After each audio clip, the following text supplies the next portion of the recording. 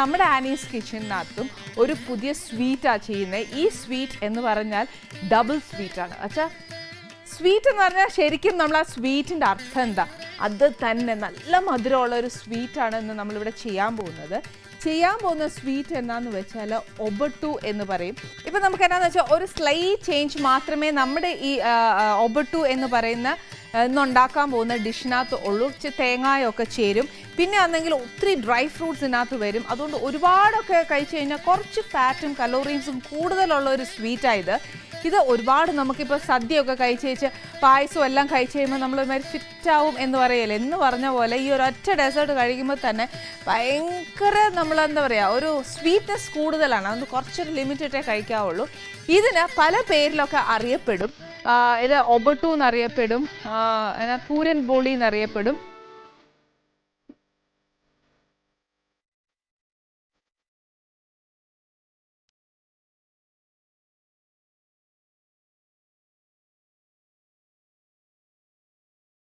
നമ്മുടെ ഇവിടെ ബോളിയാണ്, അവിടുത്തെ POLI പോളി എന്നാ പറയാറ്. ഇത് എല്ലാം കൂടെ ചേർത്ത് ഒരു റെസിപ്പിക്കകത്തോട്ട് ഒരു ആനീസ് ടച്ച് വന്നാൽ എങ്ങനെയിരിക്കും എന്നുള്ളതായിരുന്നു. അത് ഭയങ്കര സ്വീറ്റാണ്. പക്ഷേ ഇത് എപ്പോഴും നമ്മൾ കൊടുക്കുന്ന പോലത്തെ ഡെസേർട്ട്സ് അല്ല, ക്വൈറ്റ് ഡിഫറെൻറ്റ്. ഇച്ചിരി മെനക്കെടണം, എന്നാലും ഈ പറഞ്ഞ പോലെ ഈ ബോളി തന്നെ തിന്നാനും നല്ല ടേസ്റ്റാണ്. അതല്ല, ഈ ശ്രീഖണ്ഡ് പോലെ തന്നെ നമ്മൾ ആ പാലിനകത്ത് ഇട്ട് വെക്കുവാണെങ്കിലും നല്ല ടേസ്റ്റാണ്. ഏതായാലും ഇറ്റ്സ് അപ് ടു യു, എങ്ങനെ വേലും നമുക്ക് സെർവ് ചെയ്യാവുന്നേ ഉള്ളൂ. ഇതിന് വേണ്ടിയ സാധനങ്ങൾ എന്നാന്ന് വെച്ചാൽ നമ്മുടെ വീട്ടിലുള്ള സാധനങ്ങളൊക്കെ തന്നെ ഉള്ളൂ. പിന്നെ വേണ്ടിയത് ആദ്യം പറഞ്ഞു തരാം. ഫസ്റ്റ് നമുക്ക് എന്നാന്ന് വെച്ചാൽ കുറച്ച് മൈദ വേണം, പിന്നെ ആണെങ്കിൽ കുറച്ച് മഞ്ഞൾപ്പൊടി, കുറച്ച് നെയ്യ്, പിന്നെ കുറച്ച് ഉപ്പ്. ഇതിന് വേണ്ടിയത് കുറച്ച് വെജിറ്റബിൾ ഓയിലാണ്. നെയ്യാ കൂടുതൽ ഉപയോഗിക്കുന്നെങ്കിൽ അങ്ങനെ ചെയ്യാം, ഇല്ലെങ്കിൽ 50-50. പിന്നെ കുറച്ച് പച്ച തേങ്ങ തിരുമിയത്, കുറച്ച് ഏലക്ക പൊടിച്ചത്. ഇത് കടലപ്പരിപ്പ് ഞാൻ നല്ലതായിട്ട് വേവിച്ച് വെച്ചാൽ നല്ല ഉടച്ചെടുത്തേക്കുക. ഇത് കുറച്ച് കണ്ടൻസ് മിൽക്കാന്നു, അതിനകത്ത് കുറച്ച് എന്താ പറയുക, കുങ്കുമപ്പൂ ഇട്ടിട്ടുണ്ട്. പിന്നെ കുറച്ച് അണ്ടിപ്പരിപ്പ്, പിന്നെ കുറച്ച് ശർക്കര. ഇത്രയും സാധനം വേണ്ട. ഇതിനകത്തൊരു ഓപ്ഷൻ കണ്ടൻസ് മിൽക്ക് ഇല്ലെങ്കിൽ വേണ്ട, ടെൻഷൻ ആക്കണ്ട. കണ്ടൻസ് മിൽക്കിന് പകരം സാധാ നമ്മുടെ കട്ടിപ്പാൽ അങ്ങോട്ട് തിളപ്പിച്ച് വെച്ച് നല്ലതായിട്ട്, അതായത് ഇച്ചിരി ഒന്ന് കുറുകണം, എന്നാലേ അതിനൊരു ടേസ്റ്റ് വരത്തുള്ളൂ. കുറുകി വെച്ച് ഈ എന്താ പറയുക, നമ്മുടെ കുങ്കുമപ്പൂവും കൂടി ഇട്ട് വെച്ച് കുറച്ച് നേരം ഇട്ട് വെച്ചാൽ മതി. പാല ഉപയോഗിക്കുന്നെങ്കിൽ പഞ്ചസാര ഇടണം, കുറച്ച്, ഒരുപാട് ഇടരുത്, ശകലം. കണ്ടൻസ് മിൽക്ക് ഉപയോഗിക്കുന്നെങ്കിൽ പഞ്ചസാര ഇടണ്ട, പാലും ചേർക്കണ്ട, ഒന്നും ചേർക്കണ്ട. ഈ കണ്ടൻസ് മിൽക്ക് കുറച്ച് ലൂസാക്കിയിട്ട് നമ്മളതിനെ സെറ്റ് ചെയ്താൽ മതി. ഇപ്പം ഞാൻ കണ്ടൻസ് മിൽക്ക് എടുത്തേക്കുന്നത്, അതുകൊണ്ട് അത് വെച്ചിട്ട് എങ്ങനെയാണ് ചെയ്യുന്നതെന്നുള്ളത് ഞാൻ പറഞ്ഞു തരാം. ഇത്രയും കട്ടിയായിട്ട് നമുക്ക് എത്രയായാലും ആ ബോളിയുടെ മേളിൽ ഒഴിക്കാൻ ഒക്കത്തില്ല. അതുകൊണ്ട് ഇച്ചിരി ലൂസാക്കി വേണം നമ്മൾ ആ ബോളിക്കകത്തോട്ട് ഒഴിക്കാനുള്ളത്. കണ്ടൻസ് മിൽക്ക് ആണെങ്കിൽ ഈ പറഞ്ഞ പോലെ പാല് തിളപ്പിക്കുകയോ അങ്ങനത്തെ കാര്യങ്ങളൊന്നുമില്ല, ഡയറക്റ്റായിട്ട് ചെയ്യാവുന്നതേ ഉള്ളൂ. മറ്റതാണെങ്കിൽ പാല് തിളപ്പിച്ച് ഇച്ചിരി നേരം ഒന്ന് കുറുക്കിയാൽ മാത്രമേ പറ്റത്തുള്ളൂ. പാലാകുമ്പോൾ എപ്പോഴും നമ്മുടെ വീട്ടിൽ കാണും. അതുകൊണ്ട് ആ രണ്ട് ഓപ്ഷനും തന്നെ. ഇനി ഇതിന് വേണ്ടിയ സാധനങ്ങൾ ഒന്നുകൂടെ ഞാൻ പറഞ്ഞുതരാം. ഉപ്പ് വേണം, പിന്നെ നെയ്യ്, മഞ്ഞൾപ്പൊടി, മൈദ, നല്ല പച്ച തേങ്ങ തിരുമിയതാണ്. പിന്നെ വേണ്ടിയത് ഏലക്കാപ്പൊടി, കണ്ടൻസ് മിൽക്ക് അല്ലെങ്കിൽ പാല്, കുങ്കുമപ്പൂവ്, പിന്നെ വേണ്ടിയത് കടലപ്പരിപ്പ് വേവിച്ചിട്ട് അതിനെ നല്ലതായിട്ട് മിക്സിയിലിട്ട് അടിക്കുകയോ അല്ലെങ്കിൽ കൈവച്ച് നല്ലതായിട്ട് ഉടച്ചെടുക്കുകയോ ചെയ്തത് ഏതാണെന്ന് വെച്ചാൽ അത്. പിന്നെ കുറച്ച് ശർക്കര, ഇഷ്ടം പോലെ ഫ്രൂട്ട്സ് ഇടാം. ഇപ്പോൾ ഇവിടെ ഞാൻ അണ്ടിപ്പരിപ്പ് മാത്രമേ എടുത്തിട്ടുള്ളൂ. പക്ഷേ ഏതൊക്കെ ഫ്രൂട്ട്സ് നമുക്ക് കിട്ടുമോ, ഡ്രൈ ഫ്രൂട്ട്സ് എന്തൊക്കെ കിട്ടുമോ അതെല്ലാം നമുക്ക് നെയ്യിനകത്ത് വറുത്തിനകത്ത് ഇടാവുന്നതേ ഉള്ളൂ. ഇത്രയും സാധനങ്ങളാണ് നമുക്കിപ്പം വേണ്ടിയത്. ഇനി ഇതെങ്ങനെ ഉണ്ടാക്കുന്നതെന്നുള്ളത് പറഞ്ഞു തരാം. ഫസ്റ്റ് എന്നാന്ന് വെച്ചാൽ നമുക്കൊരു മാവ് കുഴച്ച് വെക്കാനുണ്ട്. 1 കപ്പ് മൈദ ഇട്ടേച്ച് അതിനകത്തോട്ട് ഒരു നുള്ള് എന്നാ പറയുക, മഞ്ഞപ്പൊടിയോ അല്ലെന്നുണ്ടെങ്കിൽ ഫുഡ് കളർ വേണ്ട, അതിനേക്കാട്ടിലും ഏറ്റവും നല്ലത് മഞ്ഞപ്പൊടി തന്നെയല്ലേ. അതുകൊണ്ട് ഒരു നുള്ള ഒരു കളർ വരാൻ വേണ്ടി മാത്രം. ഒരുപാട് മഞ്ഞ ഇട്ടുണ്ടല്ലോ, ആ മഞ്ഞ ചുവയ്ക്കുവേ, അതുകൊണ്ട് അത് വേണ്ട. ഇതിനകത്തോട്ട് ഒരു വലിയ സ്പൂൺ നെയ്യ് ഇട്ടു. മൈദയ്ക്ക് വേണ്ടിയിട്ടുള്ള ഉപ്പ് മാത്രം. ഇതിനെ ആദ്യം നമ്മൾ പുട്ട് നനയ്ക്കുന്ന കൂട്ട് ഒന്ന് നനച്ച് ആ നെയ്യ് എല്ലായിടവും ഒന്ന് ആയതിന് ശേഷം മാത്രമേ വെള്ളം ഒഴിക്കാവുള്ളൂ. പിന്നെ കുഴച്ച് വരുമ്പോഴത്തേക്ക് നമ്മൾ ചപ്പാത്തി മാവൊക്കെ കുഴക്കുകയല്ലേ എന്ന് പറഞ്ഞ കൂട്ട് ചപ്പാത്തിക്കാട്ടിലും കുറച്ചുകൂടി ഒന്ന് സോഫ്റ്റായിട്ട് വേണം കുഴയ്ക്കാനേ. കുറച്ച് വെള്ളം ഒഴിച്ചേച്ചേ കുഴയ്ക്കാവുള്ളൂ. എന്നാന്ന് വെച്ചാൽ നമ്മൾ ചപ്പാത്തി മാവൊക്കെ ആന്നേലും എല്ലാം കുഴയ്ക്കാനെടുത്താലും എപ്പോഴും വെള്ളം ആദ്യം കൂടിപ്പോയാൽ പിന്നെ നമ്മൾ ആദ്യമായിട്ട് പാചകം പഠിക്കുന്ന പോലെ ഇരിക്കും.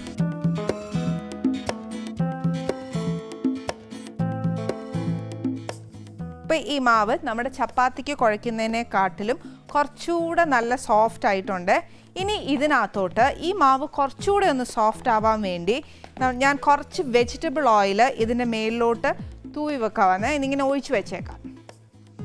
നമ്മൾ എത്ര നേരം ഈ എണ്ണയിൽ ഈ മാവ് ഇരിക്കുന്നോ അത്രയും സോഫ്റ്റ് ആവും നമ്മുടെ ഈ ഡോ. അതുകൊണ്ട് ഒരുപാട് നേരം നമ്മൾ വെക്കുവാണെങ്കിൽ നമുക്ക് പരത്താൻ ഒരിച്ചിരി പ്രയാസമായിരിക്കും. അതുകൊണ്ട് നോക്കിയേച്ച് വേണം. പിന്നെ ചിലരാണെങ്കിൽ ഇതിന് എണ്ണയ്ക്കകത്ത് തന്നെ ഇട്ട് വെച്ചേക്കും. അങ്ങനെ വെക്കുവാന്നേലുണ്ടല്ലോ ഭയങ്കര സോഫ്റ്റായി പോവും. അപ്പോൾ പിന്നെ നമുക്ക് പരത്താൻ ഭയങ്കര പ്രയാസമാണ്. ഇപ്പം നമ്മൾ ഫോർ എക്സാമ്പിൾ ഞാൻ പറയാം, ഈ വെളിയിലൊക്കെ ബറോട്ടയൊക്കെ ഉണ്ടാക്കുമ്പോൾ എന്നത്തിനാണെന്നറിയോ എണ്ണ തൂത്ത് വെക്കുന്നത്, ആ മാവ് നല്ല സോഫ്റ്റ് ആവാൻ വേണ്ടിയിട്ടാണ്. അപ്പോൾ അതേ ഒരു പ്രൊസീജിയറായിരുന്നു ഇവിടെയും ചെയ്തേക്കുന്നത്. പക്ഷേ ഇത് ഞാൻ പെരട്ടി വെച്ചിട്ടേ ഉള്ളൂ. എണ്ണയ്ക്കകത്തോട്ട് ഇടുവാന്നേൽ നല്ല സോഫ്റ്റ് ആവും എന്ന് പറഞ്ഞാൽ ഈ മാവ് ഭയങ്കര സോഫ്റ്റ് ആവും. നമ്മൾ എത്ര എണ്ണ ഒഴിക്കുന്നോ അത് ഫുള്ളാ മാവയിൽ ഫുൾ പിടിച്ചു പോകും. കുറച്ച് നേരം ഇത് ഒരു സൈഡിൽ ഇങ്ങനെ ഇരിക്കട്ടെ. പെട്ടെന്നൊക്കെ ഈ സാധനം ഉണ്ടാക്കാനാണെങ്കിൽ ഈ പറഞ്ഞ പോലെ നിറച്ച് എണ്ണയിൽ ഒഴിച്ചിടാം. അതല്ല കുറച്ച് നാളെയോ അങ്ങനെ വല്ലതൊക്കെ ഉണ്ടാക്കുവാന്നേൽ ഇങ്ങനെ കുഴച്ച് വെച്ച് എന്നാ ചെയ്യണമെന്ന് വെച്ചാൽ കുറച്ച് നേരം എണ്ണയൊന്ന് മേളിൽ ഇങ്ങനെ പെരട്ടി വെച്ചാൽ മതിയേ. അതിൽ കൂടുതൽ ചെയ്യേണ്ട. നെക്സ്റ്റ് എന്നാ ചെയ്യേണ്ടതെന്ന് വെച്ചാൽ അടുപ്പൊന്ന് കത്തിച്ചേച്ച് നെയ്യിനകത്തോട്ട് ഒഴിക്കും. ഒരു വലിയ സ്പൂൺ നെയ്യാണേ. ഈ നെയ്യ് ഒന്ന് ഉരുവി കഴിഞ്ഞാൽ കുറച്ച് തേങ്ങ, എത്ര നമുക്ക് തേങ്ങ ഒരുപാട് ഇഷ്ടമാണെങ്കിൽ അങ്ങനെ ഇടാം. അതല്ല ഇതിൻ്റെ കണക്കാണെങ്കിൽ ഒരു 2 ടേബിൾ സ്പൂൺ ഇട്ടേച്ചാൽ മതി.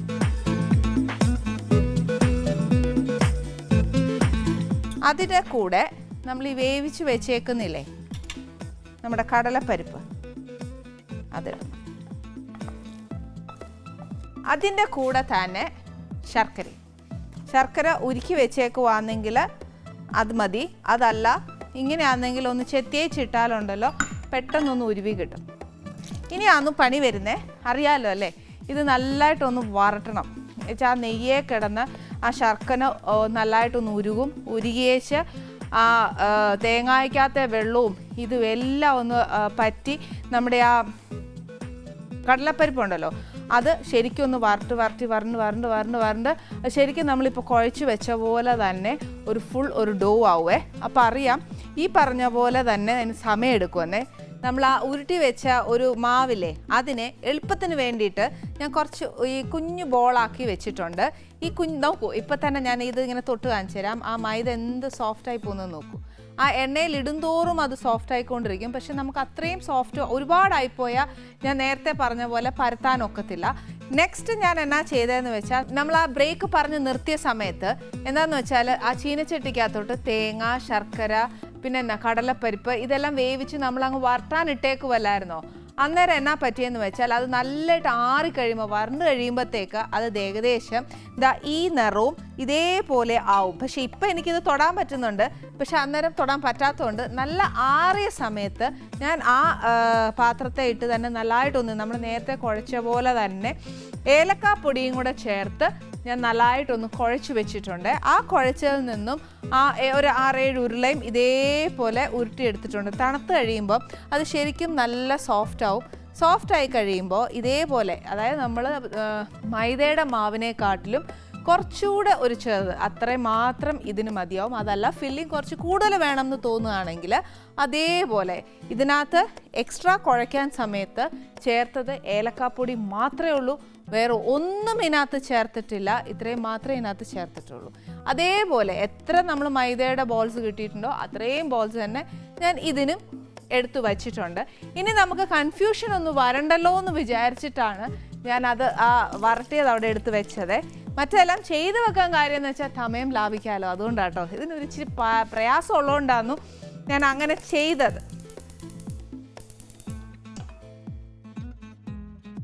ഇനി പാൻ ഒന്ന് കത്തിച്ചേച്ച് നമ്മുടെ ചപ്പാത്തി കല്ലെടുക്കണം. അതിനകത്തോട്ട് കുറച്ച് നെയ്യൊന്ന് പുരട്ടണേ, അല്ലെന്നുണ്ടെങ്കിൽ ഇത് കയറി ഒട്ടിപ്പിടിക്കും. എന്നിട്ട് ഫസ്റ്റ് ഒരു ഉരുള, ഇത്രയും തന്നെ വേണ്ട,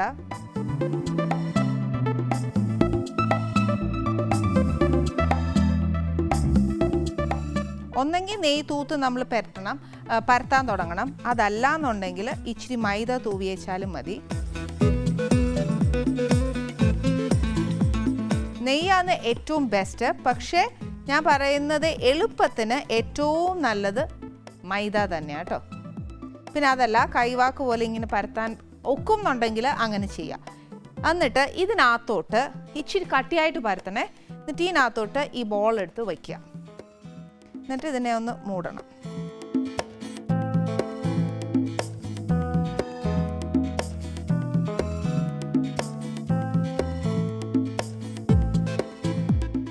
ഇത് വേണമെങ്കിൽ കുഞ്ഞു ബോൾസ് ആക്കാം, അല്ലെന്നുണ്ടെങ്കിൽ വലിയ ബോളീസ്. ഇത് എങ്ങനെ നമ്മൾ ആ ബോളിൻ്റെ വലിപ്പം വരുന്നോ അത്രയും വലിപ്പത്തിൽ നമുക്ക് ഈ പറഞ്ഞ കൂട്ട് ആ ബോളി ഉണ്ടാക്കാൻ പറ്റും. അപ്പോൾ കുഞ്ഞു ബോളിയാണ് ഏറ്റവും നല്ലത്. ഇത് കുറച്ച് എന്നാ പറയുന്നത് ഒരു ഹെവി സ്വീറ്റ് ആയതുകൊണ്ടാണ് ഞാൻ പറയുന്നത് കുഞ്ഞു ബോളിയാണ് ഏറ്റവും നല്ലത്.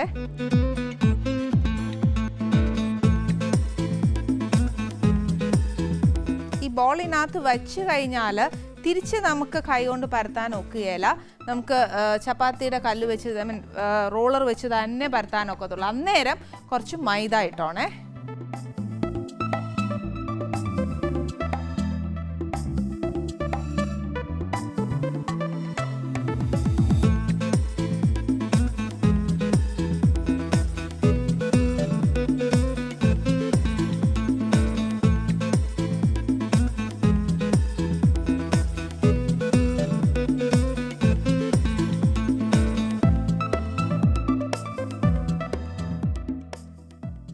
ഇതേപോലെ എല്ലാം ഇതേപോലെ നമ്മൾ ആ ബോൾ കംപ്ലീറ്റ് അതിനകത്ത് വെച്ചേക്കുക. അന്നേച്ച് ഒന്നെങ്കിൽ മൈദയെ തൊട്ട് തൂക്കണം, അല്ല സോഫ്റ്റായിട്ട് വേണം നമ്മൾ പരത്താനായിട്ട്. ഒരു സ്പീഡ് കിട്ടണമെന്നുണ്ടെങ്കിൽ മൈദയിൽ മുക്കാവേ.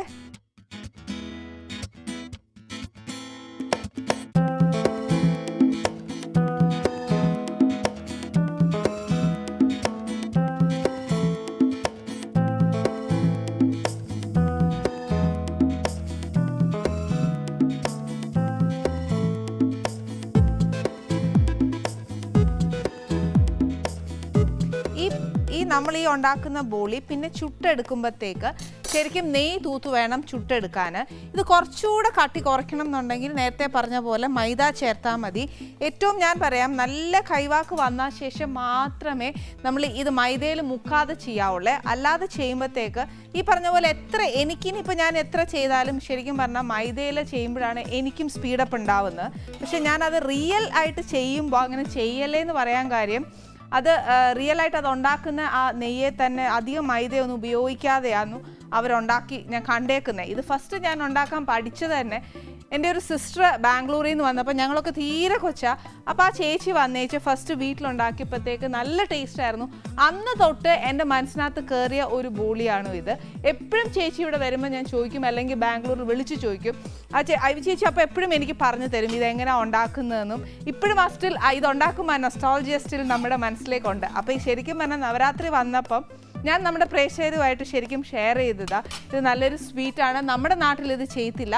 ഇത് ചെയ്യാത്തടത്തോളം നമ്മുടെ ഒരു നവരാത്രിയിൽ അല്ലെങ്കിൽ ഒരു പൂജ തൊഴാൻ വരുന്ന ഒരാൾക്ക് സ്പെഷ്യലായിട്ട് കൊടുക്കാൻ പറ്റുന്ന ഒരു എന്താ പറയുക നിവേദ്യമായിരിക്കും. ഇത് ഇനി ചുട്ടെടുക്കുന്നത് കംപ്ലീറ്റ്ലി നമ്മുടെ ഒരു ബോളി ചുട്ടെടുക്കുകയല്ലേ എന്ന് പറഞ്ഞ പോലെ തന്നെ ഇത് ചുട്ടെടുക്കണം. അത് ലേശം അവിടെ ഇവിടെ ഇങ്ങനെ ചപ്പാത്തിക്ക് വരുന്ന പോലെ ബ്രൗൺ കളറായി കഴിയുമ്പോൾ എടുക്കുക. എടുത്തു കഴിഞ്ഞതിന് ശേഷം ബാക്കി ഒരു പ്രൊസീജിയർ ഉണ്ട്, അത് ഞാൻ പറഞ്ഞുതരാം.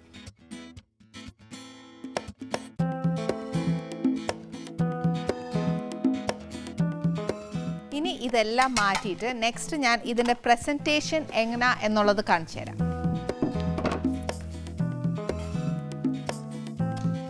ഇത് ചുട്ടെടുക്കുമ്പോൾ നെയ്യെ തന്നെ ചുട്ടെടുക്കണം, നിറച്ച് നെയ്യ് വേണം, ഇല്ലയെന്നുണ്ടെങ്കിൽ അതിൻ്റെ ആ ടേസ്റ്റ് കാണുകയല്ലേ. ചൂടോടെ കഴിക്കാനും ഇത് നല്ല ടേസ്റ്റാണ്.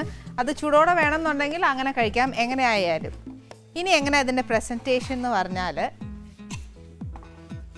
ചൂടോടെ എന്തായാലും നമുക്ക് ഈ ഒബട്ട് ചുരുട്ടാൻ ഒക്കത്തില്ല. അപ്പോൾ തണുത്തത് തന്നെ ആദ്യം എടുക്കാം. ഒന്നെങ്കിൽ ഇങ്ങനെ റോൾ ചെയ്തെടുക്കാം, അല്ലാന്നുണ്ടെങ്കിൽ ഫ്ലാറ്റായിട്ട് ഇടാം. ഏതായാലും നമുക്ക് ഏതാ കൈവാക്കെന്ന് വെച്ചാൽ അത് ചെയ്താൽ മതി.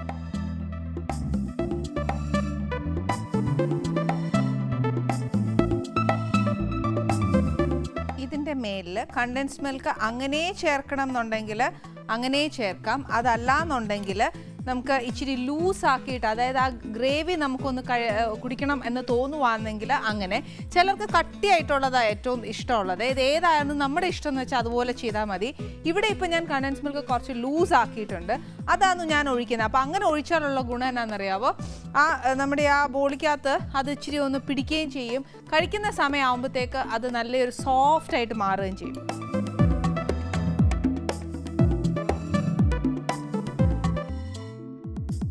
കുറച്ച് ചില്ലായിട്ട് കൊടുക്കുവാണെങ്കിൽ, അതായത് ഫ്രിഡ്ജ് വെച്ചിട്ടൊക്കെ കൊടുക്കുവാണെങ്കിൽ കുറച്ചുകൂടെ നല്ല ടേസ്റ്റ് ആട്ടോ അത്. ഓൾമോസ്റ്റ് അത് നിറഞ്ഞിട്ടുണ്ട്. ഇതിൻ്റെ മേലിലേക്ക് കുറച്ച് ഫ്രൂട്ട്സ്, അത് ഇപ്പം ഏതായാലും ഡ്രൈഡ് ഫ്രൂട്ട്സ് കുഴപ്പമില്ല. പിസ്താഷ്യൂ ആവാം, ബദാം ആവാം, കാഷ്യൂ ആവാം, റേസിൻസ് ആവാം. അതല്ല ഇതെല്ലാം മിക്സ് ചെയ്തിടണമെന്നുണ്ടെങ്കിൽ അങ്ങനെയും ചെയ്യാം. ഏതാ നമ്മുടെ ഇഷ്ടമെന്ന് വെച്ചാൽ അത് ഇടാമെന്നേ ഉള്ളൂ. പിന്നെ ഈ പറഞ്ഞ പോലെ ഇത്രയും വലിയൊരു ബോളി ഉണ്ടാക്കണം എന്നില്ല, ചെറിയ ബോളി ആക്കാൻ വേണമെങ്കിൽ അതും ചെയ്യാം. നമുക്ക് സെർവ് ചെയ്യാനും കണ്ടാൽ അട്രാക്റ്റീവായിട്ട് തോന്നുന്നത് ഏത് ഷേപ്പാണോ അത് നമുക്ക് ചെയ്യാം.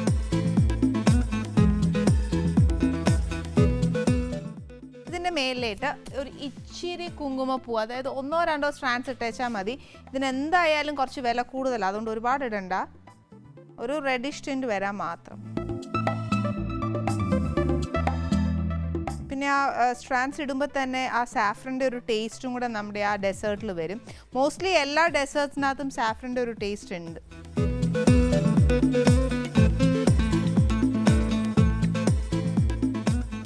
ഇത്രയും മാത്രമേ ഉള്ളൂ നമ്മുടെ ആ പൂരൻ പോളി. ദാറ്റ് ഈസ് ഒരു പുതിയൊരു ഡെസേർട്ടാണ് ഇത്. കുറച്ച് ചില്ലായി കഴിയുമ്പോഴത്തേക്ക് കുറച്ചുകൂടെ നല്ല ഒരു ടേസ്റ്റ് ആയിരിക്കും. അതിനെ ഹാഫായിട്ട് മുറിച്ച് കൊടുക്കണം എന്നുണ്ടെങ്കിൽ ഹാഫായിട്ട് മുറിക്കാം.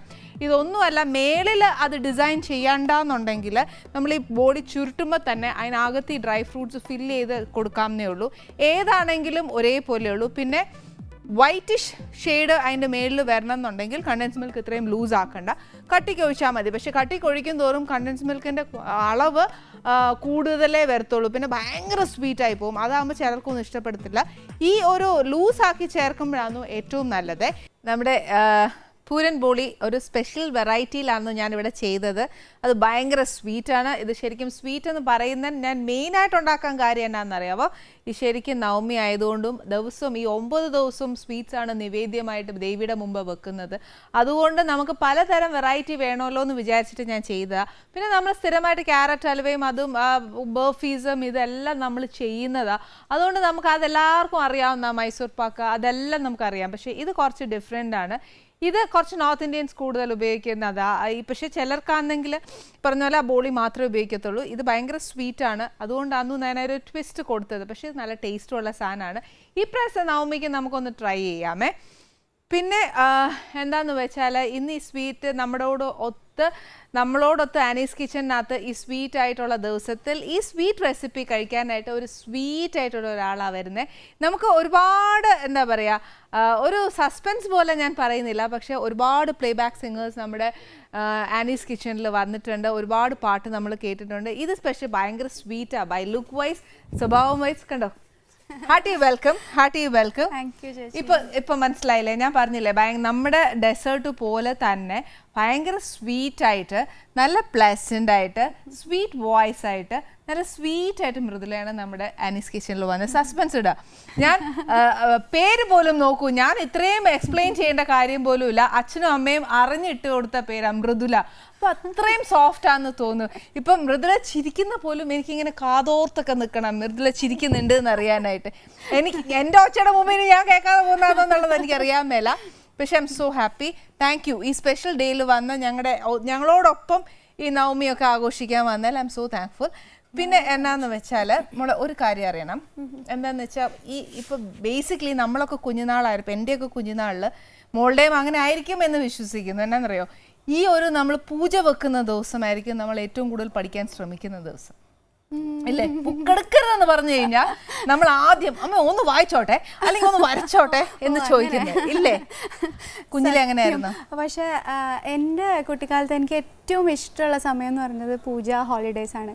കാരണം അച്ഛനും അമ്മയും പഠിക്കാൻ ഒട്ടും പറയാത്തൊരു ദിവസങ്ങളായിരിക്കുമല്ലോ. എന്തായാലും അവർ പറയില്ല പഠിക്കൂ എന്ന് പറയില്ല, പിന്നെ വായിക്കരുത് എന്നാണ് പറയാറുള്ളത്. അപ്പം എന്തോ ഈ 3 ദിവസത്തോട് ഭയങ്കര ഒരു അതെനിക്ക് മൃദുലയ്ക്ക് മാത്രല്ല, ഇനി ജനിച്ച കുട്ടികൾക്കും അതെ, ജനിക്കാൻ പോകുന്ന കുട്ടികൾക്കും അതെ, പാസ്റ്റ് ആയ ആൾക്കാർക്ക് വരെ ഈ 3 ദിവസം ഭയങ്കര ഇഷ്ടമുള്ള സമയമാട്ടോ. മോളുടെ നേറ്റീവ് പ്ലേസ് കോഴിക്കോടാണ്. കോഴിക്കോട് കൊയിലാണ്ടിയാണ്.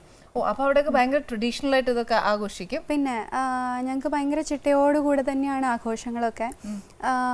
കുറച്ച് ഓർത്തഡോക്സ് എന്ന് വേണേൽ പറയാം ഫാമിലി. ശരിക്കും 3 ദിവസം ഇപ്പോൾ നേരത്തെ പറഞ്ഞല്ലോ, പൂജയ്ക്ക് വെക്കും. പൂജയ്ക്ക് വെച്ച് കഴിഞ്ഞാൽ പിന്നെ ഇപ്പോൾ പാട്ട് പഠിക്കുന്ന ആളാണെങ്കിൽ പാട്ട് പാടരുത്, അങ്ങനെയൊക്കെയാണ്. പൂജയ്ക്ക് എടുത്തു കഴിഞ്ഞ് വിദ്യാരംഭം കഴിഞ്ഞ് മാത്രമേ നമുക്ക് ആ ഒരു കീർത്തനത്തോടു കൂടെ ആരംഭിക്കാൻ പാടുള്ളൂ. അപ്പം അങ്ങനെയാണ് ഭയങ്കര ചിട്ടയോടുകൂടെ. ഞങ്ങളുടെ അമ്പലം, ഞങ്ങൾക്ക് സ്വന്തമായിട്ട് അമ്പലമുണ്ട്. അപ്പോൾ ആ അമ്പലത്തിൽ മാല കെട്ടി ശുദ്ധവും വൃത്തിയൊക്കെ നോക്കി മാല കെട്ടി ദേവിക്ക് ചാർത്തും.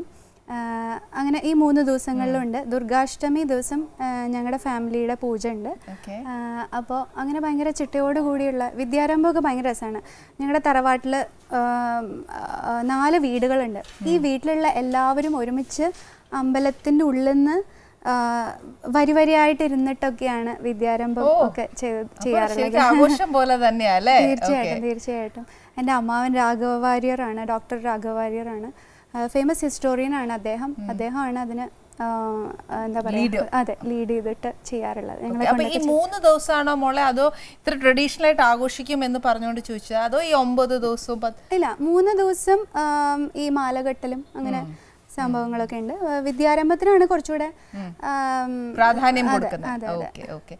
അപ്പൊ ശരിക്കും എന്തറിയോ, നമ്മുടെ ഇവിടെയൊക്കെ ആണെങ്കിൽ ശരിക്കും ഒന്നെങ്കിൽ ഒരു 3 പൂജ, ആ 3 ദിവസം എന്നുള്ളതിനെക്കാട്ടിലും 3 പൂജയ്ക്കാണ് ഏറ്റവും കൂടുതൽ ഇമ്പോർട്ടൻസ് കൊടുക്കുന്നത്. വെച്ചാൽ ചിലരൊക്കെ ആണെങ്കിൽ ഇന്ന് വൈകിട്ട് വെച്ചിട്ട് നാളെ രാവിലെ എടുക്കുന്നവരുണ്ട്. അപ്പൊ അതിൻ്റെയൊക്കെ ഒരു എന്നാ പറയാ, അതിൻ്റെ ഒരു മഹാത്മ്യം, അതിൻ്റെ ഉള്ളിനകത്തുള്ള ഒരു കഥ തന്നെ, ഐതിഹ്യം തന്നെ ഉണ്ടാവുമല്ലോ. നമ്മൾ എന്തുകൊണ്ട് അത് വെക്കണം എന്നുള്ളതും അതിൻ്റെ ആ ഒരു ഇമ്പോർട്ടൻസ് എന്താണെന്നൊക്കെ അച്ഛനും അമ്മയും മോക്ക് പറഞ്ഞു തന്നിട്ടുണ്ടാവില്ലേ? തീർച്ചയായിട്ടും. അതിപ്പോ പറയണ്ട, നമുക്ക് അവിടെ ഇരുന്ന് വിശദമായിട്ട് കേൾക്കാം. അല്ലെങ്കിൽ പെട്ടെന്ന് ധൃതി പിടിച്ച് പറഞ്ഞു കൊടുത്തോണ്ട് പോവേ, അത് വേണ്ട. എനിക്ക് കുറച്ച് ഡീറ്റെയിൽ ആയിട്ട്, അതെ ഇനി വരുന്ന ജനറേഷൻ ആയാൽ പോലും അത് മനസ്സിലാക്കി മുന്നോട്ട് പോകണ്ടേ. അല്ല എന്നതാ പൂജ പഠിക്കണ്ട എന്ന് മാത്രം അറിഞ്ഞാൽ പോരല്ലോ, അതിന്റെ കാര്യങ്ങൾ പറയണം. നമുക്ക് അവിടെ ഇരിക്കാം.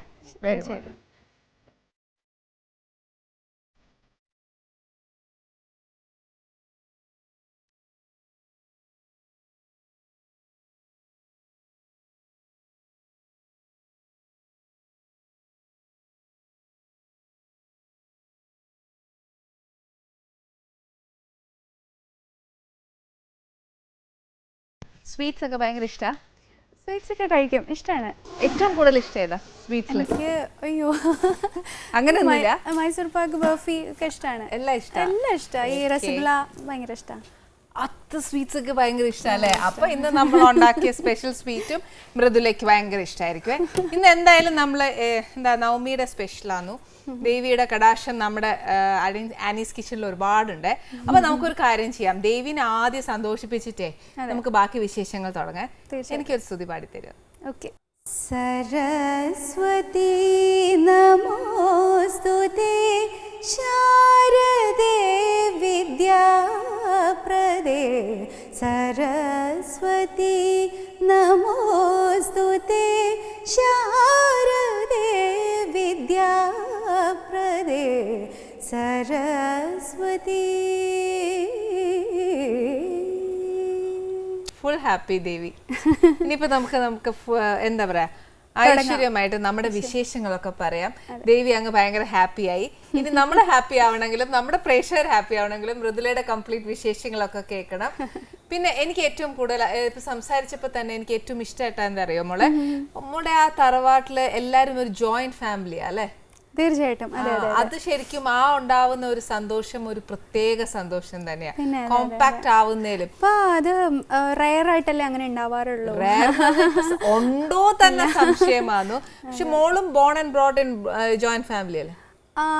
പക്ഷെ ഞാൻ ഒരു 10th വരെ ഞാൻ കോഴിക്കോടായിരുന്നു പഠിച്ച് വളർന്നതൊക്കെ. പക്ഷെ എന്നാലും ഒരു ടച്ച് വിട്ടിട്ടുണ്ടായിരുന്നില്ല. എപ്പോഴും ടൈം കിട്ടുമ്പം നാട്ടിലേക്ക് പോവും. അമ്മയുടെ നാടാണ് കൊയിലാണ്ടി, അവിടേക്ക് പോവും, എല്ലാരെയും കാണും. അങ്ങനെയുള്ളൊരു പണ്ട് മുതലേ ഉണ്ടായിരുന്നു. അപ്പൊ അതുകൊണ്ട് ആ ഒരു ടച്ച് ഉണ്ട് എപ്പോഴും.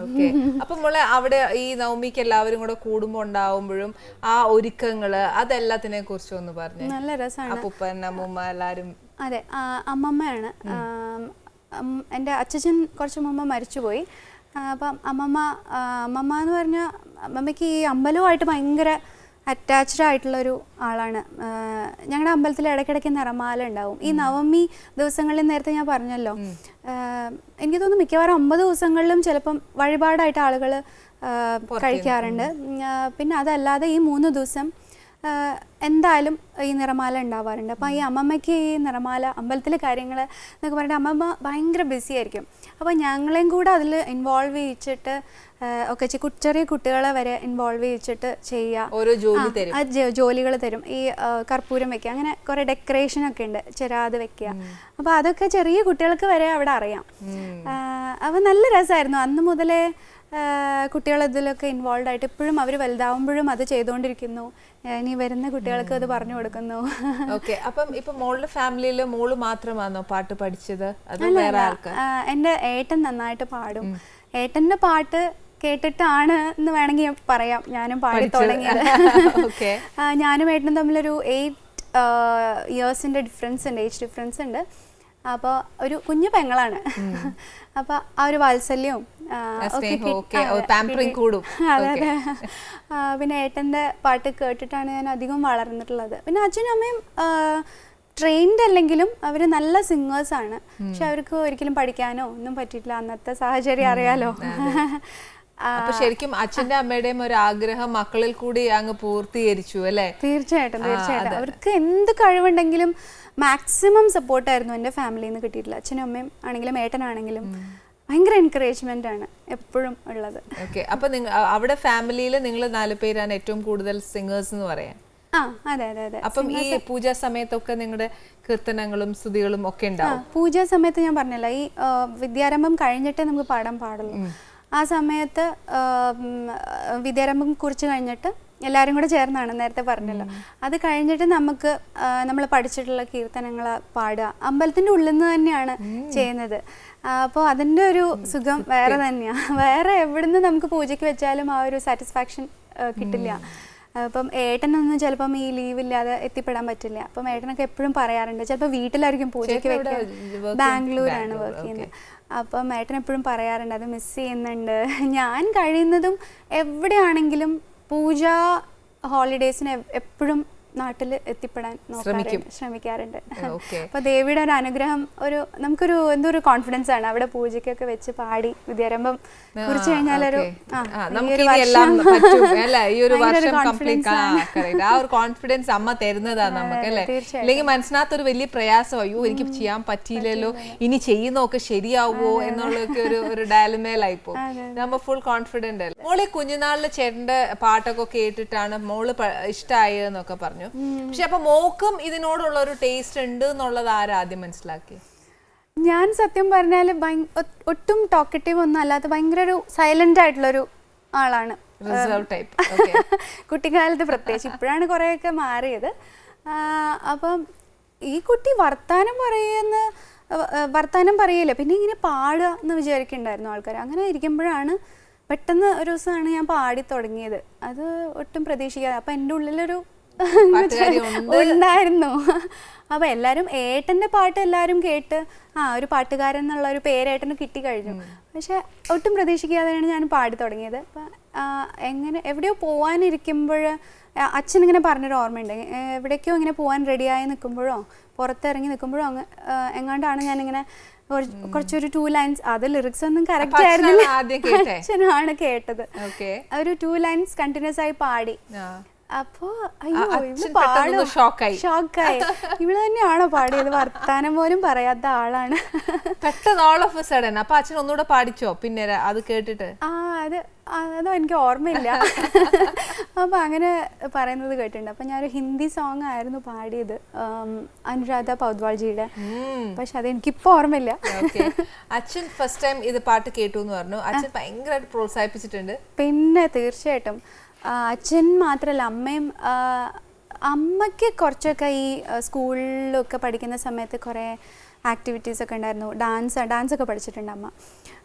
പാട്ട് പഠിച്ചിട്ടില്ലെങ്കിലും പാടാറുണ്ട്, സ്റ്റേജിൽ പാടാറുണ്ടായിരുന്നു. അപ്പം അമ്മയ്ക്കും കലയോട് ഭയങ്കര താല്പര്യമുള്ളതുകൊണ്ട് എപ്പോഴും ഞാനൊക്കെ സ്കൂളിൽ പഠിക്കുന്ന സമയത്ത് എല്ലാ ഐറ്റംസിനും പാർട്ടിസിപ്പേറ്റ് ചെയ്യിപ്പിക്കും. എല്ലാത്തിലും പങ്കെടുക്കണം.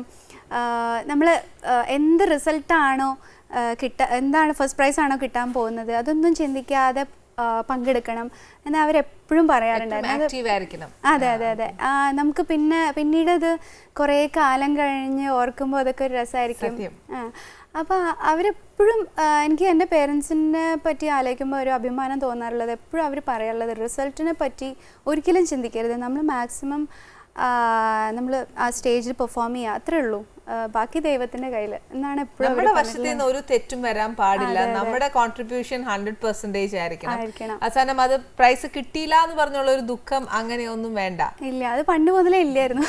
ഓക്കെ, അപ്പൊ മോക്ക് ഫിലിമില് പാടിയത് എപ്പോഴാ? ഫിലിമിൽ പാടിയത് നമ്മുടെ അമൃത ടിവിയുടെ സൂപ്പർ സ്റ്റാർ എന്ന ഷോ ഉണ്ടായിരുന്നു. അതിൻ്റെ ഇടയിൽ കമൽ സാറ് സെലിബ്രിറ്റി ഗസ്റ്റായിട്ട് വന്നിട്ടുണ്ടായിരുന്നു, ജഡ്ജായിട്ട്. അപ്പോൾ അതിനിടയിൽ തന്നെ സാർ ഒരു ഓഫറൊക്കെ ഞങ്ങൾക്ക് തന്നിട്ടുണ്ടായിരുന്നു. പക്ഷെ ഞാൻ സിനിമയിൽ ആദ്യമായിട്ട് പാടിയത് ഈ ഷോയിൽ തന്നെ മെയിൻ ജഡ്ജായിട്ടുണ്ടായിരുന്ന അൽഫോൺസ് സാറിൻ്റെ മൂവി ആയിട്ടുള്ള ബിഗ് ബിയിൽ കൂടെയാണ് എനിക്കൊരു എൻട്രി. ബിഗ് ബിയിൽ അൽഫോൺസ് സാറും ഞാനും ചേർന്ന് പാടിയൊരു ഡുവറ്റ് സോങ് ആണ് അത്. പക്ഷെ ഭയങ്കര പോപ്പുലർ അല്ല, അത് കുറച്ചുകൂടെ ഗൾഫ് കൺട്രീസിലാണെന്ന് തോന്നുന്നു കൂടുതൽ പ്ലേ ചെയ്തിട്ട് ഓഡിയൻസിന്റെ ഒരു റെസ്പോൺസ് അവിടെ നിന്നാണെങ്കിൽ കൂടുതലും കിട്ടിയിട്ടുള്ളത്. നാട്ടിലേക്കാട്ടും അവിടെ നിന്നാണ്, ഗൾഫ് കൺട്രീസിൽ നിന്നാണ്. ഒരു വാക്കും മിണ്ടാതെ എന്ന് പറഞ്ഞിട്ട്, ഒരു വാക്കും മിണ്ടാതെ ഒരു നോവായി മായല്ലേ എവിടെ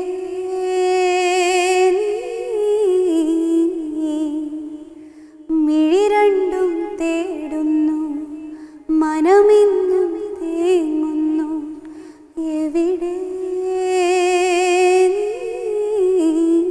ഇങ്ങനെ പോണൊരു പാട്ട്, സോഫ്റ്റ് ആയിട്ടുള്ള ഒരു. ഫാസ്റ്റ് നമ്പേഴ്സ് വളരെ കുറവാണ്. ഞാൻ ലൈവ് പെർഫോമൻസിനാണ് കൂടുതലും പാടിയിട്ടുള്ളത്.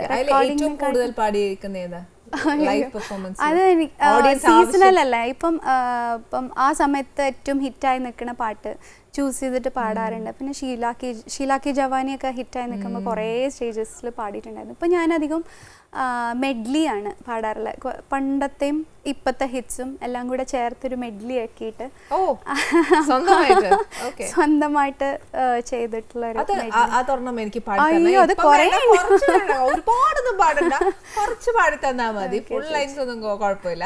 പിന്നെ മോളെ ശരിക്കും ഇത്രയും പാട്ടിനോട് ഒരുപാട് മോള് ഡെഡിക്കേഷൻ ഉണ്ട്, 100% ആണ്. പിന്നെ വീട്ടില് എല്ലാവരുടെയും സപ്പോർട്ട്, അച്ഛനും അമ്മയും ഭയങ്കര എൻകറേജ്മെന്റ്. അപ്പൊ മോള് പാട്ട് പിന്നെ പഠിക്കാനായിട്ട് തുടങ്ങി, ബേസിൽ നിന്ന് തുടങ്ങി? അതെ, ഞാൻ 2nd സ്റ്റാൻഡേർഡ് മുതലേ പഠിക്കാൻ തുടങ്ങിയിട്ടുണ്ട് പാട്ട്. പലാസി കെ രാമചന്ദ്രൻ സാറിൻ്റെ അടുത്താണ് പഠിച്ചത്. പിന്നെ കുറച്ച് കഴിഞ്ഞപ്പം കാവുംവട്ടം വാസുദേവൻ സാറിൻ്റെ അടുത്ത് പഠിച്ചിട്ടുണ്ടായിരുന്നു. ഓക്കെ, അപ്പൊ ഇതിന്റെ കൂടെ സ്റ്റഡീസ് എങ്ങനെ മുന്നോട്ട് കൊണ്ടുപോയി? എനിക്ക് വലിയ കുഴപ്പമുണ്ടായിരുന്നില്ല, അങ്ങനെ പാരലായിട്ട് ഇങ്ങനെ പോയിക്കൊണ്ടിരുന്നു. ഓക്കെ, അപ്പൊ 12th കഴിഞ്ഞിട്ട് മോള് മ്യൂസിക് ഒക്കെ ആണോ എടുത്തത്? അല്ലല്ല, ഞാൻ ബിടെക് ആയിരുന്നു.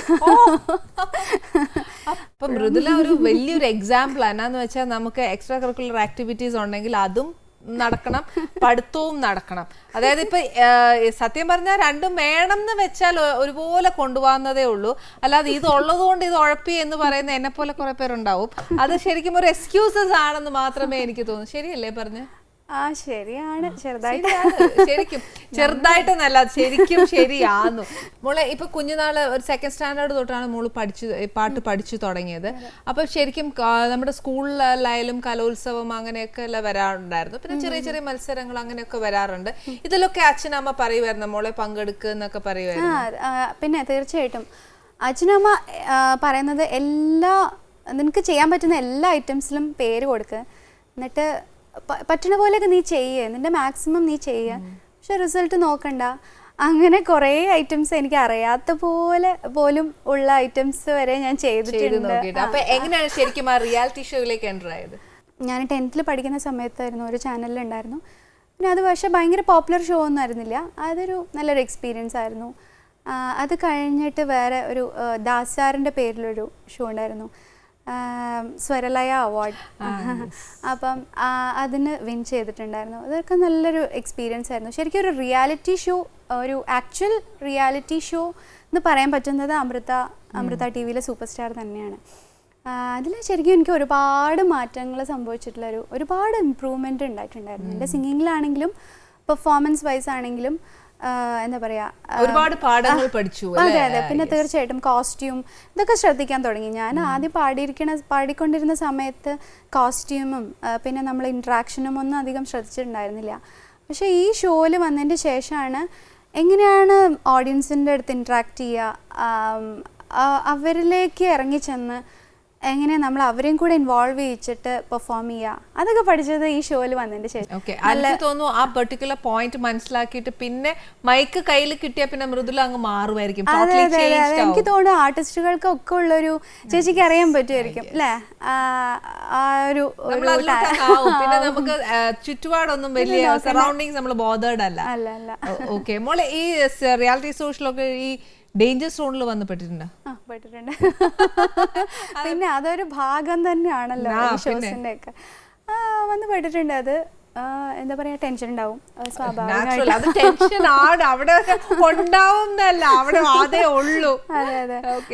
പക്ഷേ അതൊക്കെ ഓവർകം ചെയ്തു, കുഴപ്പമില്ല. പക്ഷെ മോളെ ടെൻഷൻ ഒക്കെ കേറി കഴിഞ്ഞു കഴിഞ്ഞാൽ നമുക്ക് ആ പാടാനുള്ള ഒരു കോൺഫിഡൻസ് ഇല്ലായ്മ പോവല്ലേ? ശരിക്കും പറഞ്ഞാൽ എനിക്ക് ഫീൽ ചെയ്തിട്ടില്ല ചേച്ചി. ഞാൻ നേരത്തെ പറഞ്ഞ പോലെ തന്നെ ടെൻഷൻ ഉണ്ടാവും, സ്റ്റേജിൽ കയറുന്ന വരെ ഒരു ടെൻഷനുണ്ട്. പക്ഷെ നമ്മൾ പാടാൻ ആ മ്യൂസിക് അങ്ങോട്ട് വന്നു കഴിയുമ്പോഴത്തേക്കും നമ്മുടെ മൈൻഡ് ഫുൾ കാമായി കൂളായി. പിന്നെ നമ്മുടെ മുന്നിൽ ആ പാട്ട് മാത്രമേ ഉള്ളൂ, പാട്ടും പിന്നെ അത് മാത്രമേ ഉള്ളൂ, പാട്ടും ലിറിക്സും ആ ട്യൂണും മാത്രമേ ഉണ്ടാവുള്ളൂ. അത് എന്തോ ഒരു മാജിക് ആണ്, ദേവിയുടെ അനുഗ്രഹം ഉണ്ടാവേ ശരിക്കും. അപ്പൊ ശരിക്കും ഉള്ള ഒരു കാര്യം ചോദിച്ചോട്ടെ, ചില സമയമൊക്കെ നമുക്ക് എനിക്ക് തോന്നുന്നതാണോ എന്നുള്ളത് അറിയില്ല. ചിലപ്പോൾ നമ്മൾ റിയാലിറ്റി ഷോ നടക്കുമ്പോൾ നമ്മൾ ആസ് എ കണ്ടസ്റ്റന്റ് നമ്മൾ ചെല്ലുമ്പോൾ എല്ലാം ഓക്കെ, ഏറ്റവും നല്ലതായിട്ട് പാടുന്ന ഒരാൾക്ക് നല്ലതായിട്ട് മാർക്സ് കൊടുക്കണം, നല്ല ഗിഫ്റ്റ് കൊടുക്കണം, ഫസ്റ്റ് കൊടുക്കണം, ഇങ്ങനെയൊക്കെ ആയിരിക്കുമല്ലോ നമ്മുടെ മനസ്സിനകത്ത് ഉണ്ടാവുന്ന ഒരു കാഴ്ചപ്പാട്. പക്ഷെ അവിടെ ചെല്ലുമ്പം ചില സമയത്ത് നമുക്ക് ഫീൽ ചെയ്യാറില്ല ഇതെല്ലാം വെൽ പ്ലാൻഡ് ആയിട്ട് പോകുന്ന ഒരു കാര്യമാണ്.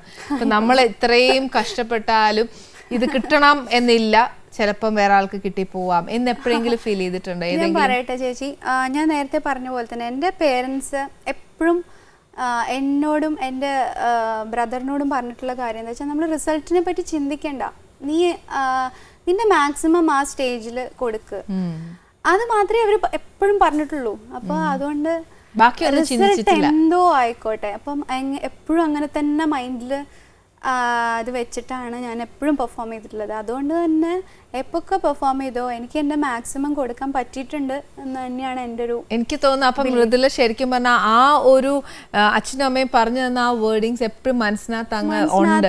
അപ്പൊ സറൗണ്ടിങ്സിനെ പറ്റിയും ബാക്കിയുള്ള കാര്യങ്ങളെ പറ്റിയും ചിന്തിക്കാറില്ല. അപ്പൊ ഒരു ഡേഞ്ചർ സോണിൽ വീണാലും നമ്മൾ മാക്സിമം എഫേർട്ട് എടുത്ത് ടു ദ ലെവൽ നമുക്ക് എത്തിക്കാൻ പറ്റുന്നത് മാത്രം ചിന്തിക്കുക. അത് ശരിക്കും പറഞ്ഞാൽ മൃദുല പറഞ്ഞത് ശരിക്കും ഒരു അഡ്വൈസ് ആയിട്ട് വേണമെങ്കിൽ നമുക്ക് എടുക്കാം. അത് നമ്മൾ ശരിക്കും ഒരു ഡേഞ്ചർ സോണിൽ വീണ് കഴിയുമ്പോൾ ചില മിക്ക കുട്ടികൾക്കും തന്റെ കോൺഫിഡൻസ് ലെവൽ പോകുന്നതായിട്ട് കണ്ടിട്ടുണ്ട്. പിന്നെ നമ്മൾ ടെൻഷൻ അടിച്ചിട്ട് ഒരു കാര്യമില്ല. എന്തായാലും നമ്മുടെ പെർഫോമൻസിനനുസരിച്ചാണ് അവിടെ മാർക്ക് വരുന്നത്. അപ്പം എന്തായാലും ടെൻഷൻ അടിച്ചിട്ട് ഒരു കാര്യമില്ലെങ്കിൽ പിന്നെ എന്തിനാ ടെൻഷൻ അടിക്കുന്നവർ. പിന്നെ മോളെ ഈ ഫിലിമില് ജൂറിയിലെ ഏറ്റവും കൂടുതൽ പരാമർശിക്കപ്പെട്ട ഒരു പാട്ടാണ് മറ്റേ ലാലി ലാലി എന്നല്ലേ. അപ്പം അതിന് ആ പാട്ട് പാടാൻ കിട്ടിയതും ആ ഒരു നമുക്കൊരു ഇതുണ്ടല്ലോ ഒരു വേ ടു ട്രാവൽ, അതൊന്ന് പറഞ്ഞേ. MJ ചന്ദ്രൻ സാറിൻ്റെ പാട്ടാണ്, എല്ലാവർക്കും അറിയാം. സാറിൻ്റെ കൂടെ ഞാൻ സാറിൻ്റെ 2 പ്രോജക്ട്സിൽ ഇതിന് മുന്നേ ഈ കളിമണ്ണിലെ പാട്ടിന് മുന്നേ ഞാൻ പാടിയിട്ടുണ്ട്. 916ഉം പിന്നെ 7-ാം സൂര്യനും. ഈ 2 പാട്ടിലും സാർക്ക് എന്തോ എൻ്റെ വോയിസ് ഇഷ്ടപ്പെട്ടു എന്ന് തോന്നുന്നു. അത് കഴിഞ്ഞ് കുറച്ച് ദിവസം കഴിഞ്ഞപ്പോഴാണ് കളിമണ്ണിലേക്കുള്ളൊരു ഓഫർ ഉണ്ടെന്ന് പറയുന്നത്. നല്ലൊരു സോങ്ങാണ്, ഒരു ഫീമെയിൽ ഓറിയൻറ്റഡ് മൂവിയാണ്. അപ്പോൾ അതിൽ ഏറ്റവും ഇമ്പോർട്ടൻ്റ് ആയിട്ടുള്ളൊരു സിറ്റുവേഷനിൽ കൂടെ വരുന്നൊരു സോങ്ങാണ്. പിന്നെ മലയാള സിനിമയിൽ എനിക്ക് തോന്നുന്നു ഇതുവരെ വയറ്റിൽ വളരുന്ന കുഞ്ഞിന് വേണ്ടിയിട്ട് ഒരു അമ്മയും താരാട്ട് പാട്ട് പാടിയിട്ടുള്ളൊരു സിറ്റുവേഷൻ ഇതുവരെ വന്നിട്ടില്ല. അപ്പോൾ അതൊരു ഫ്രഷ് ഇതാണ്, ഒരു തോട്ടാണ്. അപ്പം എടുത്തു പറയേണ്ട ഒരു കാര്യം ONV സാറിൻ്റെ ലിറിക്സാണ്. ഇതെല്ലാം കൂടെ കേട്ടപ്പോഴേക്കും എന്താ പറയാ, ഭയങ്കര സന്തോഷമായി. പക്ഷെ ഒട്ടും ഉറപ്പ് സാറ് തന്നിട്ടുണ്ടായിരുന്നില്ല. നമുക്ക് നോക്കാം, ട്രൈ ചെയ്യാം. ഒരു ട്രാക്ക് പാടുന്ന പോലെയായിരുന്നു, പാടാൻ വിളിക്കുന്ന പോലെയായിരുന്നു സാറ് വിളിച്ചിട്ടുണ്ടായിരുന്നത്. ബ്ലെസ്സി സാറ് ഓക്കെ പറയണം. അപ്പോൾ പക്ഷെ പാടി കഴിഞ്ഞപ്പോൾ സാർക്ക് ഇഷ്ടപ്പെട്ടു. പക്ഷെ എന്നാലും ബ്ലെസ്സി സാർ എന്ത് പറയുമെന്ന് അറിയില്ല. അപ്പോൾ അങ്ങനെ കുറച്ച് ടെൻഷൻസ്. പക്ഷെ ബ്ലെസ്സി സാറിന് ഭയങ്കര ഇഷ്ടമായി. ദൈവാനുഗ്രഹം കൊണ്ട് മലയാളികളത് രീതി കൈനീട്ടി സ്വീകരിച്ചു. അതിൻ്റെ ഒരു കരിയറിൽ തന്നെ ഒരു മറക്കാൻ പറ്റാത്തൊരു അനുഭവം തന്നെയാണ്. ഇപ്പം മിക്ക അമ്മമാരുടെ മനസ്സിൽ ഒരു കുഞ്ഞിനെ ഉറക്കുവാണെങ്കിൽ ഈ പാട്ടായിരിക്കും മിക്കവാറും പാടുന്നത്. ശരി, എൻ്റെ ഫ്രണ്ട്സ് കുറേ പേര് പറഞ്ഞിട്ടുണ്ട്, അവരുടെ കുട്ടികളെ ഉറക്കാൻ വേണ്ടിയിട്ട് അത് പ്ലേ ചെയ്യാറുണ്ട്. അപ്പോൾ ഒരു കാര്യമുണ്ട്, നമ്മുടെ ഇത്രയും നല്ലൊരു സന്തോഷവും അല്ലെങ്കിൽ എല്ലാ അമ്മമാർക്കും ഇഷ്ടപ്പെട്ട ഒരു പാട്ടാണ് ഇത്. പറയുമ്പോൾ തന്നെ അയ്യോ ആ കുഞ്ഞൊന്ന് പാടിയിരുന്നെങ്കിൽ തോന്നും. ഞാനും ഉൾപ്പെടെ പറയുന്നുണ്ട്, ഒന്ന് പാടുമോ? തീർച്ചയായിട്ടും.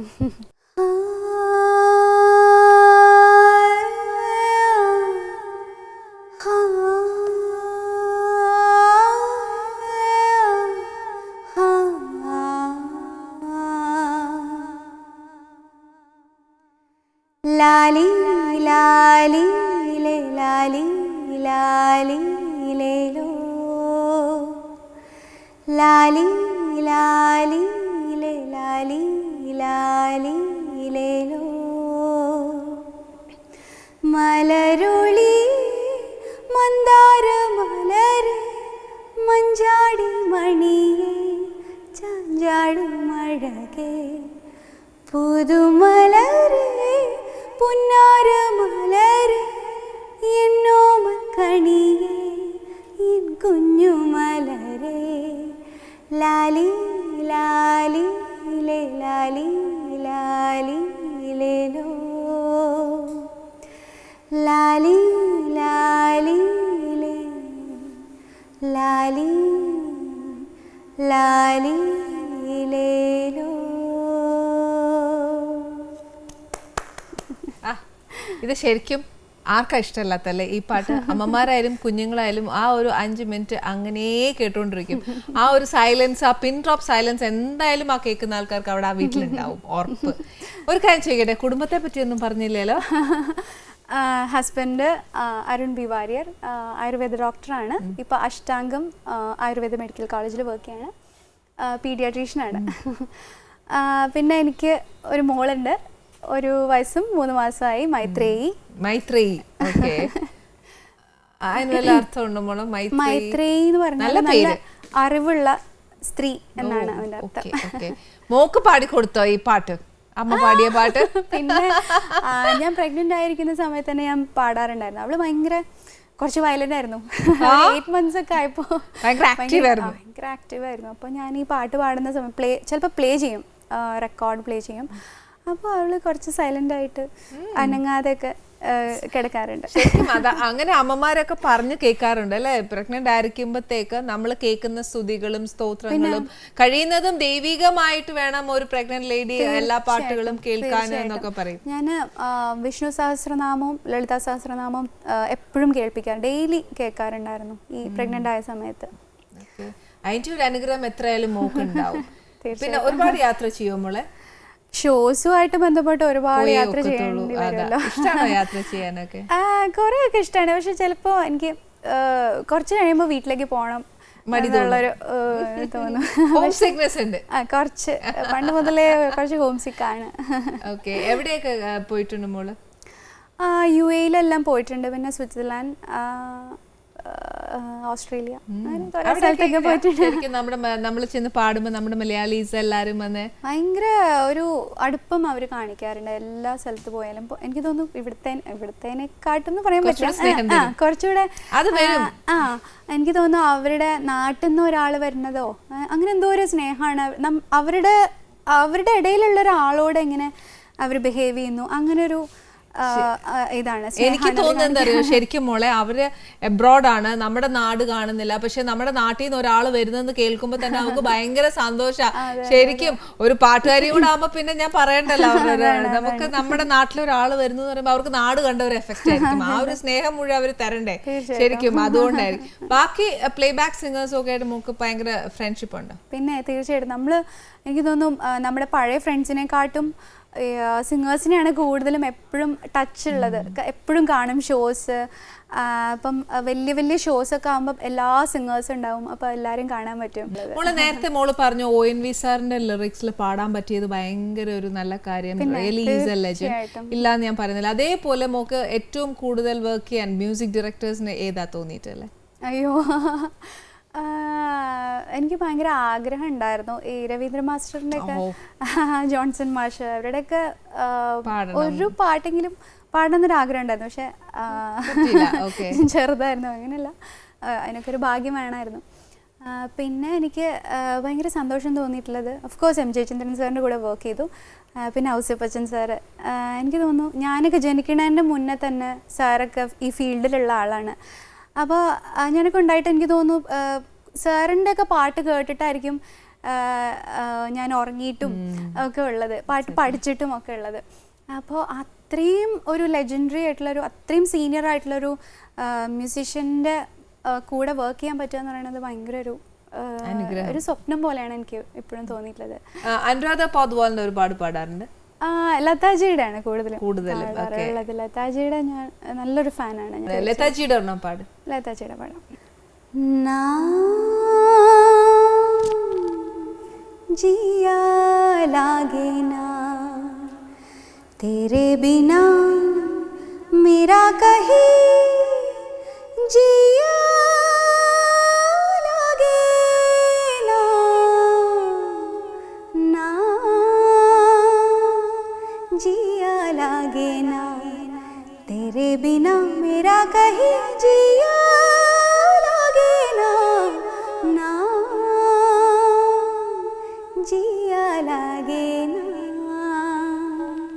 പഠിപ്പിച്ചാലോ, പക്ഷെ എന്താ ചെയ്യാനല്ല, നമുക്ക് നേരം കിട്ടുകയല്ലോ.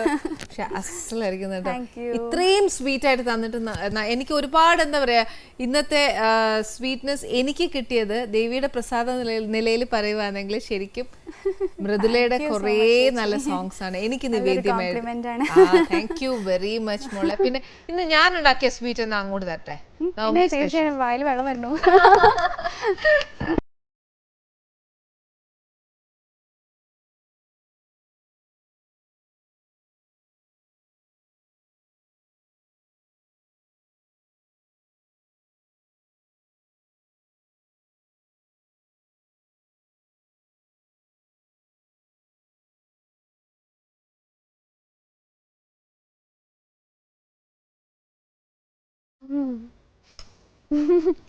മൃദുലയ്ക്ക് ശരിക്കും സ്വീറ്റ് ഇഷ്ടമായി എന്നുള്ളത് ഭയങ്കര ഫേസിലെ എക്സ്പ്രഷൻ വന്നു കഴിഞ്ഞു കേട്ടോ.